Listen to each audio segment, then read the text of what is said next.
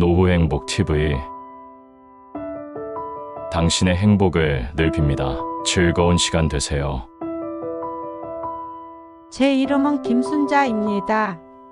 올해로 70대 중반에 접어들었죠. 평생을 검소하고 성실하게 살아왔습니다. 작은 농가와 약간의 저축으로 자식들을 키웠고 남편이 떠난 후에도 홀로 자립하며 살아왔습니다. 자식들이 어릴 적에는 언제나 가족이 곁에 있었기에 외로움을 느낄 틈도 없었지만 아이들이 성장하며 각자의 길을 찾아 도시로 떠나게 되면서 홀로 남겨지는 시간이 많아졌습니다. 농사를 지으며 시간을 보내고 있었지만 몸도 예전 같지 않고 계속 농사를 지을 수 있을지 걱정이 되었습니다. 게다가 자식들에게 손을 벌리기도 어려울 것 같아서 경제적인 고민이 깊어졌습니다. 어느 날 경기도 근교에 살고 있는 친구가 전화했습니다. 순자야, 너 모아둔 돈이 있니? 요즘 도시에서 낡은 빌라를 사서 리모델링한 뒤 전세로 내어주고 10년 기다리면 재개발이 될 수 있어서 큰 돈을 벌 수 있대. 내가 아는 사람 중에는 이런 방식으로 돈을 많이 번 사례도 있다더라. 너도 한번 해보지 그래? 친구는 자신이 직접 발품 팔아 알아본 구체적인 사례를 제시하며 말을 이어갔습니다. 내가 사는 경기도 근교에 1억 정도 하는 빌라가 있는데 2천만 원만 있으면 계약금을 내고 24평 빌라를 살 수 있대. 재개발 이야기도 계속 나오고 근처에 신도시 지정이 돼서 대형 아파트 단지가 들어선다는 소문도 들려. 나도 지금 알아보는 중인데 너랑 같이 하면 좋을 것 같아. 라는 말을 했습니다. 처음에는 귀를 기울이지 않았어요. 농사는 비록 돈이 많이 되는 일은 아니었지만 안정적인 수입이 있었으니까요. 하지만 남편이 떠난 후 모아둔 1억 원 정도의 저축이 눈앞에 아른거리기 시작했습니다. 이 돈을 더 크게 불릴 수 있지 않을까? 라는 생각이 머릿속을 떠나지 않았어요. 친구의 말이 계속 귓가에 맴돌았죠. 이 기회를 놓치면 나만 뒤처지는 거 아닐까? 마음 한구석에서 욕심이 피어나기 시작했어요.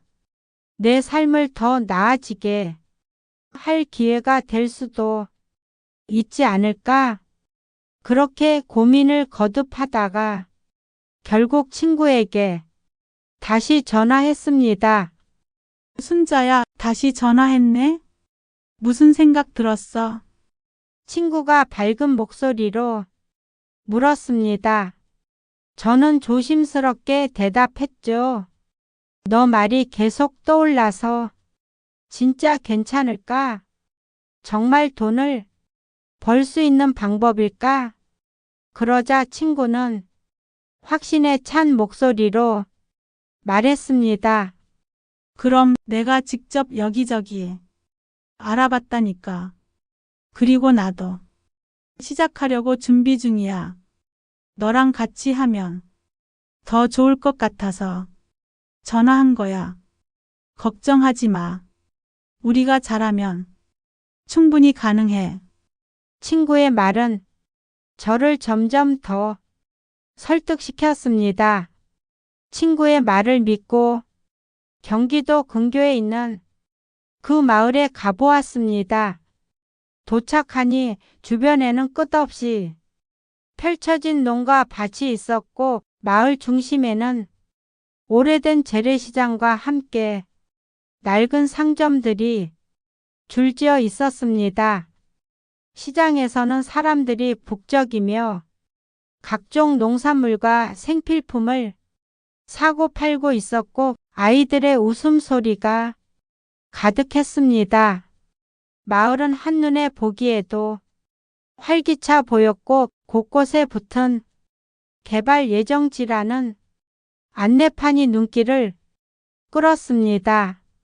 그런 풍경 속에서 저는 이곳이 단순히 오래된 마을이 아니라 앞으로 발전 가능성이 있는 곳이라는 생각이 들기 시작했습니다.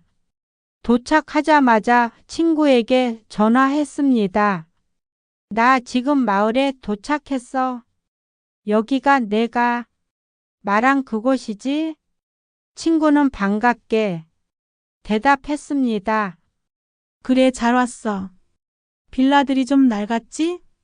하지만 사람들이 꽤 많이 살고 있어서 생각보다 활기찰 거야.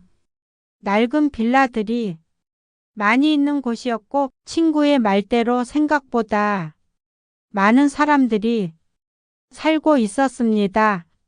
마을은 주변이 거의 농가 밭으로 둘러싸여 있었지만 친구가 말한 대로 그곳이 새로운 도시로 개발될 예정이라는 이야기도 들려왔습니다. 마을은 저에게 깊은 인상을 남겼습니다. 작은 소도시, 읍내 같은 느낌이 물씬 풍겼고 오래된 재래시장에서는 활기가 느껴졌습니다. 친구는 전화로 덧붙였습니다. 여기 시장도 한번 둘러봐. 사람들이 친절하고 느낌이 좋을 거야. 나도 여기 와서 처음엔 그렇게 느꼈어. 실제로 사람들은 친절해 보였고 곳곳에서 삶의 활력이 느껴졌죠. 여기에 정착해서 새로운 시작을 해볼 수 있지 않을까? 라는 생각이 들 정도로 마음에 들었습니다. 한 곳이 눈에 들어왔습니다. 오래된 건물이었지만 비교적 저렴했고 대출을 조금만 더 받으면 충분히 구입할 수 있는 수준이었어요. 게다가 위치도 좋아 보였고 주변에서 재개발 소문까지 들려왔습니다. 도시를 둘러보니 옛날 읍내 같은 모습이 떠올랐어요. 건물은 낡았지만 사람들이 북적거렸고 상점과 시장이 활기를 띠고 있었어요. 그날 저녁 친구와 만나 이곳에 대해 이야기를 나누었습니다. 친구는 제가 본 빌라에 대해 이렇게 말했죠. 너도 봤구나. 나도 이 빌라를 눈여겨보고 있어. 저렴한 데다 재개발 가능성도 높아서 투자 가치가 크지. 근처에 새 도로가 연결된다고 하던데 이런 기회가 흔치 않아. 친구의 말을 들으니 다시 한번 확신이 들기 시작했습니다. 하지만 내부가 너무 낡았던데 리모델링 비용이 많이 들지 않을까? 라고 걱정을 털어놓자 친구는 웃으며 대답했습니다. 맞아. 리모델링 비용은 어느 정도 감안해야 해. 하지만 전세로 돌리면 리모델링 비용도 금방 회수할 수 있을 거야. 여기 전세 수요가 꽤 많거든. 친구와 함께 이야기를 나누며 저는 점점 이곳이 투자하기에 적합한 곳이라는 확신을 가지게 되었습니다. 그리고 이 빌라가 제 삶을 바꿀 기회일지도 모른다는 생각이 들기 시작했죠. 궁금해진 저는 근처 부동산 사무소를 찾았습니다. 부동산 직원이 환한 미소로 맞아주며 손짓으로 자리를 안내했습니다. 어서 오세요. 어떤 매물을 찾으세요? 친근한 태도와 부드러운 목소리가 긴장을 풀어주었습니다. 저는 방금 본 낡은 빌라에 대해 설명하며 자세한 정보를 요청했죠. 직원은 웃으며 친절하게 대답했습니다. 이 빌라는 오래되었지만 재개발 가능성이 높은 지역에 있습니다. 최근 몇 년간 이 지역이 개발되고 있다는 소문이 많아서 투자자들이 관심을 많이 갖고 있어요. 직원은 이어서 더 구체적인 설명을 덧붙였습니다. 이 빌라는 내부가 상당히 낡아서 리모델링 비용이 들겠지만 위치가 좋아요. 근처에 새 도로가 뚫릴 예정이고 인근에 신도시로 지정된 지역이 있어서 개발 가능성이 큽니다. 주변 시세와 거래 기록을 보여드릴게요. 직원이 내민 자료에는 빌라의 과거 매매가와 현재 인근 시세가 비교되어 있었습니다. 저는 궁금증이 생겨 물어보았습니다. 친구 말로는 2천만 원이면 빌라를 살 수 있다고 하던데 정말 가능한 건가요? 직원은 고개를 끄덕이며 말했습니다. 네.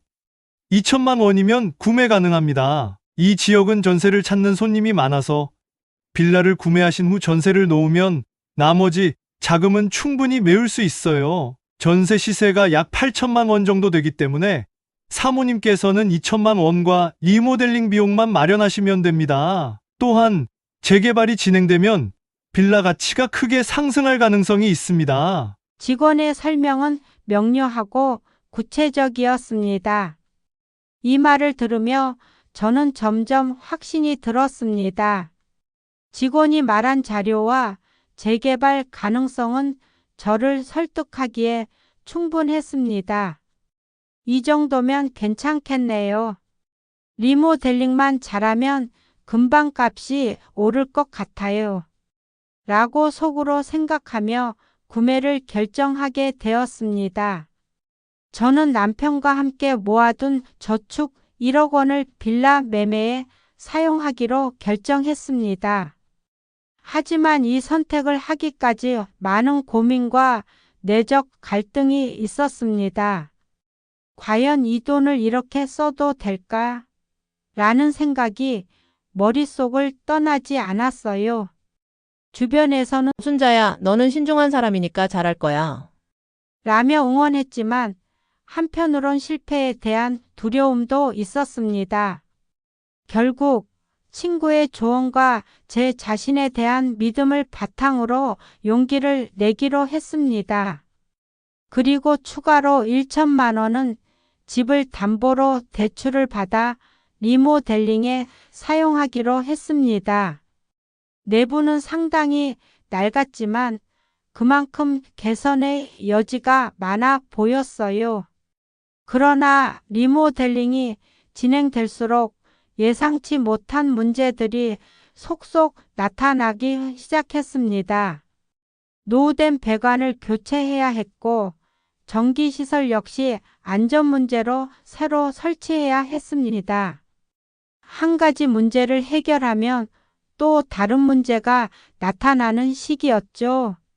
오래된 배관은 녹이 슬어 있었고 이를 교체하지 않으면 심각한 누수 문제가 발생할 위험이 있었습니다.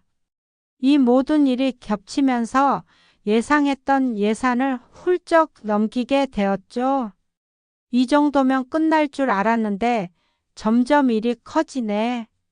라며 한숨을 쉬었지만 이미 시작한 일을 멈출 수는 없었어요.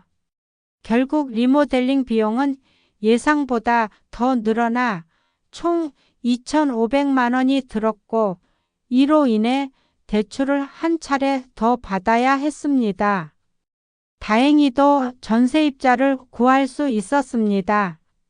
부동산 직원의 소개로 여러 세입자와 만나게 되었고 그중 한 가족이 빌라를 임대하기로 결정했습니다. 계약 과정에서 세입자는 집이 생각보다 깔끔해서 마음에 들었습니다. 라며 만족감을 표현했어요. 전세 수요가 많다는 부동산 직원의 말대로 빌라는 금세 임대가 되었고 전세금으로 대출금을 상환할 수 있었습니다. 대출 상환이 끝나자마자 긴장이 풀리며 안도의 한숨이 나왔습니다. 이제 조금 숨을 돌릴 수 있겠구나 라는 생각이 들었죠. 하지만 여기서 멈추지 않았습니다. 첫 번째 빌라가 전세로 금세 나가고 대출금을 상환한 뒤 마치 모든 일이 순조롭게 풀리고 있다는 느낌이 들었습니다. 이게 내 인생에서 다시는 오지 않을 기회일지도 몰라. 라는 생각이 점점 강해졌고 투자에 대한 자신감이 커졌습니다. 재개발 가능성과 주변 사람들의 긍정적인 조언이 더해지며 제 안의 욕심이 점점 자라났습니다. 더 나은 미래를 위해 조금 더 위험을 감수해도 괜찮을 것 같다는 생각이 들기 시작했습니다. 재개발이 진행된다면 지금 투자한 빌라들이 몇 배의 가치를 가질 수도 있겠지. 라는 기대감이 욕심으로 변하기 시작했습니다. 주변에서 요즘 같은 시기에 이런 기회를 놓치면 안 돼. 라고 말해주는 친구들의 응원도 제 결심에 힘을 보탰습니다. 부동산 직원 역시 제 결심을 부추겼습니다. 사모님, 요즘 같은 시기에 움직이는 사람들이 결국 성공합니다. 지난달에도 이 근처 빌라를 사신 분이 바로 전세를 놓아서 대출금을 금세 갚았다니까요. 이 지역은 앞으로 더 뜰 겁니다. 라는 그의 말을 들으니 확신이 더해졌습니다. 그렇게 저는 또 다른 빌라를 매수하기로 결심했습니다. 첫 번째 경험에서 얻은 자신감과 재개발에 대한 기대감이 제 선택을 부추겼죠.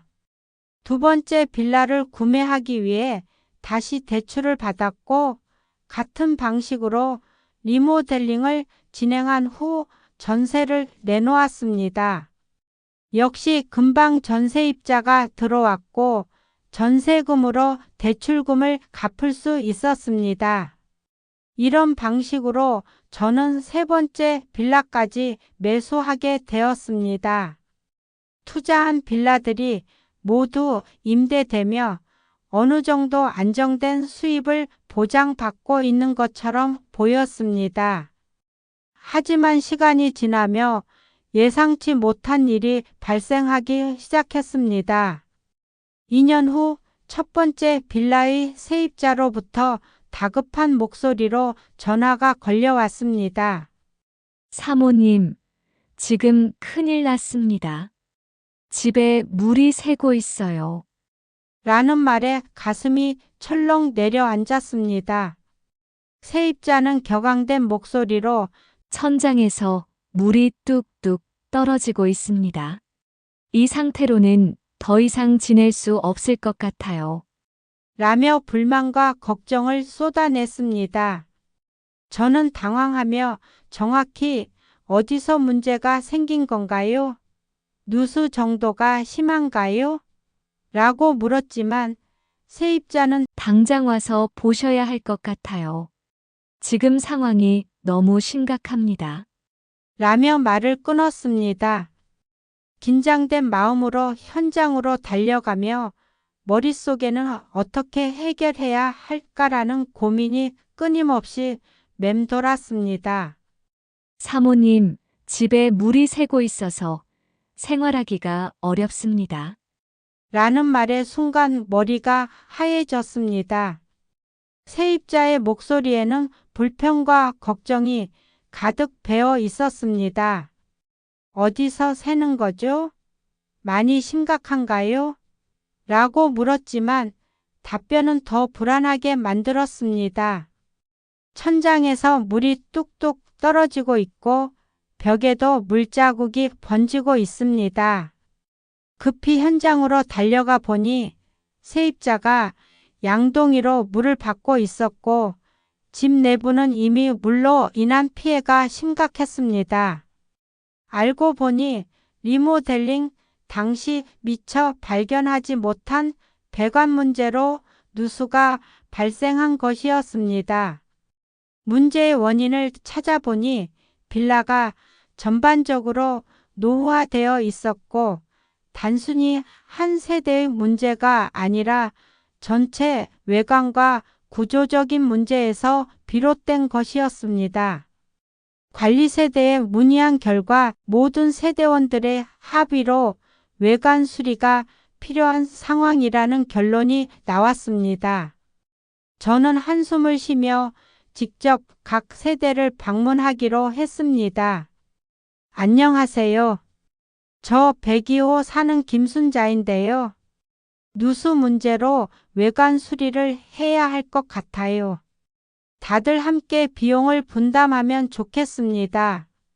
라고 말하며 협조를 요청했지만 돌아오는 반응은 차가웠습니다.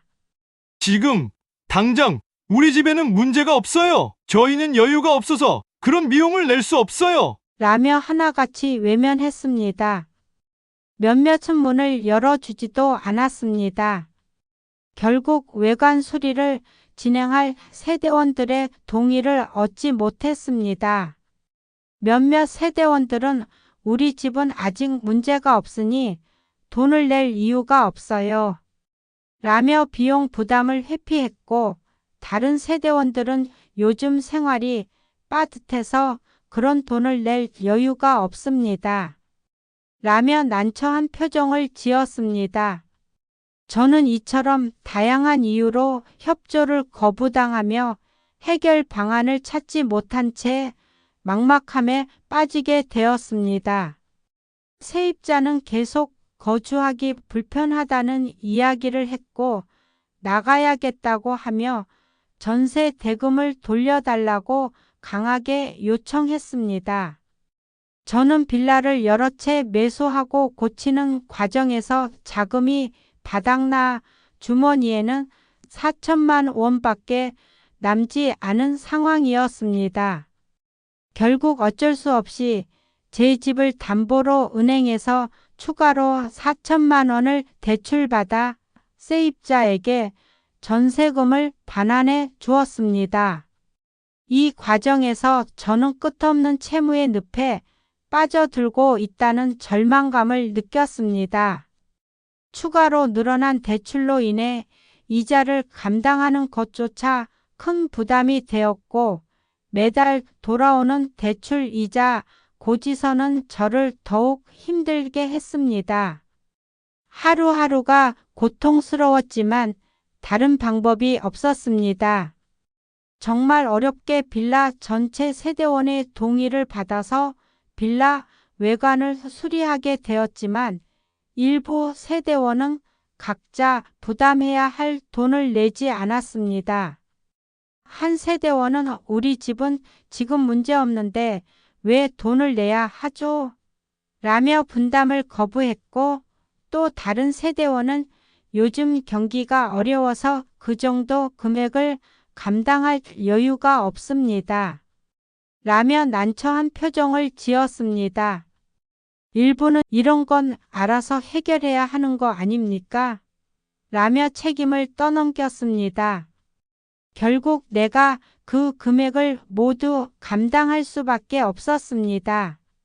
수리를 마친 후 다시 전세입자를 구하기 위해 부동산에 문의했지만 전세입자가 쉽게 구해지지 않았습니다. 계속되는 공실 상태에 불안감이 커졌고 부동산 직원에게 다시 연락을 해보니 요즘 전세 시장이 좋지 않아서 시세가 많이 내려갔습니다. 게다가 요즘 전세 사기가 많아서 전세입자들이 전세보증보험에 가입 가능한 금액으로 계약하려는 경우가 많습니다. 이 빌라의 경우 보증보험 가입을 위해서는 전세금을 6천만 원으로 조정해야 할 것 같습니다. 라는 답변을 들었습니다. 이 말을 들었을 때 그동안 쏟아부은 노력과 자금이 모두 헛된 것처럼 느껴졌습니다. 점점 깊어지는 재정적 압박 속에서 저는 막막함을 느끼며 어떻게든 이 상황을 헤쳐나갈 방법을 찾아야만 했습니다. 결국 시세에 맞게 6천만 원으로 전세금을 낮추어 전세금을 받게 되었고 이를 통해 대출금 4천만 원과 수리비용으로 사용하기 위해 대출받았던 2천만 원을 갚을 수 있었습니다. 하지만 전세금을 낮춘 탓에 수익은 거의 남지 않았고 간신히 숨을 돌릴 수 있었지만 여전히 불안감은 남아 있었습니다. 그 불안감은 전세금을 받은 것으로 인해 빚을 겨우 해결했지만 재정적으로는 더 나아질 희망이 보이지 않는 현실 때문이었습니다. 하지만 전세 만기일이 도래한 다른 빌라의 세입자가 이사 간다는 전화를 했습니다. 저는 전세금을 돌려줘야 하는데 돈이 없었습니다. 전세입자는 기한이 도래하면 나갈 테니 돈을 돌려주세요. 라며 강하게 요구했습니다. 저는 다른 전세입자가 들어올 때까지 기다려 달라고 간청했고 세입자는 조금 기다려 주겠다고 했습니다.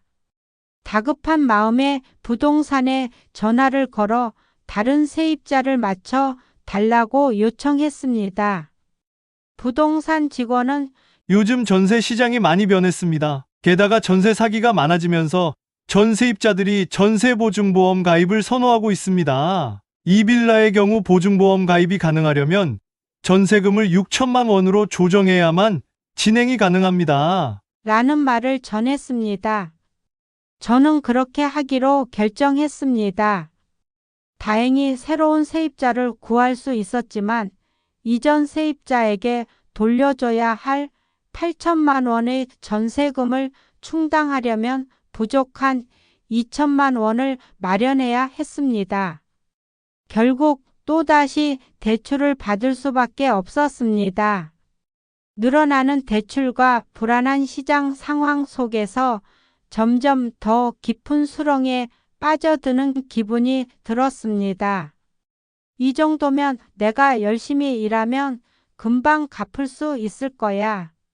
라고 스스로를 위로하며 시골에서 할 수 있는 일들을 찾아 나섰습니다. 농사일과 소소한 아르바이트를 병행하며 하루하루를 보냈죠. 하지만 몇 달 후 또다시 세입자에게서 전화가 왔습니다. 사모님 집에 또 물이 새고 있습니다.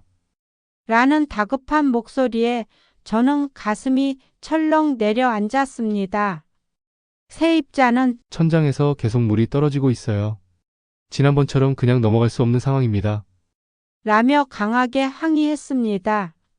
문제가 발생한 곳을 확인하러 달려가며 30년이 넘은 빌라는 누수가 반복적으로 발생할 가능성이 크다는 것을 간과했던 제 자신을 뼈저리게 후회했습니다. 현장에 도착해 보니 천장과 벽에는 이미 큰 물자국이 번져 있었고 바닥은 물로 흥건했습니다. 추가적인 수리 비용이 불가피하다는 것을 깨달았고 결국 500만 원의 추가 비용을 마련하기 위해 또다시 대출을 해야 했습니다. 이 모든 일이 저를 더 깊은 절망으로 몰아넣었지만 문제를 해결해야 한다는 책임감이 저를 붙잡고 있었습니다. 세 번째 빌라도 만기가 도래하자 세입자는 나가겠다고 통보했습니다. 저는 전세금을 마련해야 했지만 이미 다른 대출로 인해 자금이 고갈된 상황이었습니다. 세입자는 기한이 지나면 바로 나갈 테니 돈을 돌려주세요. 라며 강하게 요구했습니다. 어쩔 수 없이 은행을 다시 찾아가 2천만 원을 대출받아 전세금을 반환했습니다. 이로 인해 대출 부담은 더욱 커졌고 이자를 갚아야 한다는 압박감이 가중되었습니다. 결국 나는 4,500만 원의 빚이 생겼습니다. 그래서 빌라를 팔려고 부동산에 문의했습니다. 제발 이 빌라를 팔아주세요. 더는 감당할 수 없습니다. 라며 간절하게 부탁했습니다. 하지만 시장 상황은 제 기대와 달랐고 부동산에서는 요즘 매수자가 거의 없습니다. 가격을 대폭 낮추셔야 할 겁니다. 라는 냉정한 답변만 돌아왔습니다. 부동산 시장은 예상보다 차가웠고 매수자는 나타나지 않았습니다. 가격을 낮춰도 관심을 가지는 사람이 없었어요. 주변에서 들려오는 말들도 저를 더욱 힘들게 했습니다. 요즘 경기가 안 좋아서 그래. 기다리면 나아질 거야. 라고 말했지만 기다릴 여유조차 없었습니다. 그 사이 대출 상한 독촉은 계속됐고 저는 매일 밤 불안 속에 잠을 설쳤습니다. 결국 더는 버틸 수 없어 빌라를 헐값에 처분해야 했습니다. 매수자는 한참을 기다린 끝에 겨우 나타났고 제시된 가격은 처음 기대했던 금액의 절반에도 못 미쳤습니다. 이렇게까지 낮춰야 하나? 라며 마음이 흔들렸지만 독촉 전화와 압박감에 결국 매매를 결정했습니다. 빌라를 처분하는 순간 마치 제 삶의 일부가 잘려나가는 듯한 허탈감이 몰려왔습니다. 계약서에 서명하면서 제 손은 떨렸고 눈앞이 흐려졌습니다. 다행히도 빌라는 모두 매매되었고 빚의 일부를 갚을 수 있었지만 남은 빚은 여전히 무겁게 제 어깨를 짓눌렀습니다. 평생 모은 돈과 노력들이 허공으로 사라져버린 듯한 기분에 가슴이 무너졌습니다. 내가 왜 이런 선택을 했을까? 라는 자책이 끊임없이 이어졌습니다. 시골에서 농사만으로는 도저히 이 빚을 갚을 수 없다는 걸 깨달았어요.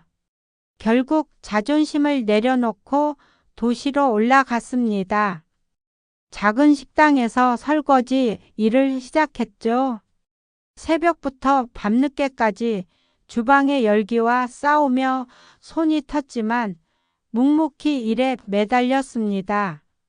처음에는 몸도 마음도 너무 힘들었지만 내가 선택한 일이니 내가 책임져야 한다. 라는 생각으로 버텼습니다. 식당 주인과 동료들은 처음엔 나를 걱정스러운 눈으로 봤지만 점차 나의 성실함을 알아주기 시작했어요. 일을 하며 알게 된 동료들과의 대화는 제게 또 다른 위로가 되었고 각자의 사연 속에서 나만 힘든 게 아니라는 사실을 깨달았습니다. 한 동료는 자기도 과거에 큰 빚을 지고 고생했지만 지금은 다시 새 출발을 했다고 말해줬습니다. 그 이야기가 저에게 큰 힘이 되었어요. 2년 동안 고된 노동 끝에 마침내 모든 빚을 갚을 수 있었습니다. 그 과정에서 저는 자식들에게 이 사실을 2년 동안 숨기며 살았습니다. 하지만 빚을 모두 갚고 나서야 딸에게 모든 것을 털어놓았습니다. 제 이야기를 들은 딸은 속상한 마음에 저를 꼭 안고 함께 울었습니다. 엄마, 왜 혼자 이렇게 힘든 일을 다 짊어지셨나요? 라는 딸의 말을 들으며 그동안 쌓였던 모든 감정이 눈물로 터져 나왔습니다. 그제야 다시 시골로 돌아갈 용기가 생겼죠. 지금은 작은 텃밭을 가꾸며 조용히 살고 있습니다. 손으로 흙을 만지며 작물을 키울 때 느끼는 평화는 그 어떤 것과도 비교할 수 없는 소중한 경험입니다. 이 경험을 통해 저는 중요한 교훈을 얻었습니다. 쉽게 돈을 벌겠다는 생각에 속지 마세요. 욕심이 결국 저를 더 힘들게 만들었어요. 하지만 다시 일어설 수 있다는 것만으로도 감사한 일입니다. 인생은 제가 뿌린 대로 거두는 법이라는 걸, 그리고 자신만의 속도로 살아가는 법을 배웠습니다. 저는 이제 돈보다는 마음의 평화를 더 소중히 여기게 되었습니다. 삶은 단순히 결과가 아니라 과정에서 배운 것들이 더 소중하다는 걸 알게 되었죠. 제 이야기가 누군가에게 작은 위로나 교훈이 되길 바랍니다. 그리고 지금 고난을 겪고 있는 이들에게 말하고 싶어요. 포기하지 말고 스스로의 선택을 책임지며 앞으로 나아가세요. 시간이 지나면 결국 그 선택이 당신을 성장시키는 밑거름이 될 겁니다.